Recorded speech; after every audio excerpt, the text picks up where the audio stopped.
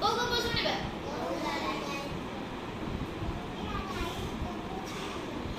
ଗୋଟେ ଗାଈଟେ ଥିଲା, ତାର ନାଁ ହଉଛି ବଉଳା।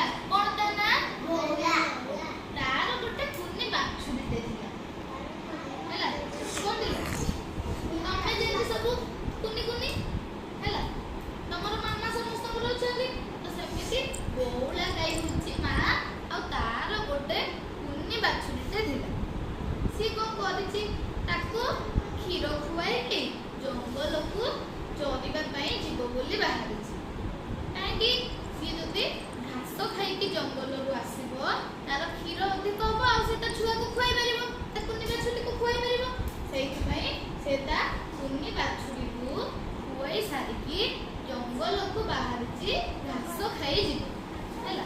ତାପରେ ସିଏ ଧୀରେ ଧୀରେ ଧୀରେ ଧୀରେ ଘାସ ଖାଇ ଖାଇ ଖାଇ ଖାଇ ବହୁତ ଜଙ୍ଗଲ ଭିତରକୁ ପଳେଇଛି, ଆଉ ଜାଣିପାରିନି। ଆଉ ସେଇଠି ଯାଇକି କଣ ହେଇଛି ନା, ଗୋଟେ ବାଘ ସହିତ ତାର ଦେଖା ହେଇଗଲା। କାହା ସହିତ ଦେଖା ହେଲା? ବାଘ ତାକୁ ଦେଖିଲା। କାହାକୁ? ବଉଳା ଗାଈକୁ। କାହାକୁ ଦେଖିଲା?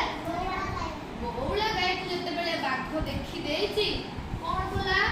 କହିଲା, ଏ ଗାଈ ରହ ଏଠି, ମୁଁ ତତେ ଖାଇବି। କଣ କହିଲା? ହେଲା। ବଉଳା ଗାଈକୁ କିଏ ଖାଇଦବ? ବାଘ ଖାଇଦବ କହିଲା। ତେଣୁ ସିଏ କଣ କହିଲା? ମନ ଦୁଃଖ କରିକି କହିଲା, ନାଇଁ ବାଘ ମତେ ଖାନି। ସେ କହିଲା, ମୁଁ ତତେ ନିଶ୍ଚୟ ଖାଇବି। ମୁଁ ଖାଇବାକୁ ପାଇଛି ମାନେ କଣ ଛାଡ଼ିଦେବି କି? ତତେ ଖାଇବି।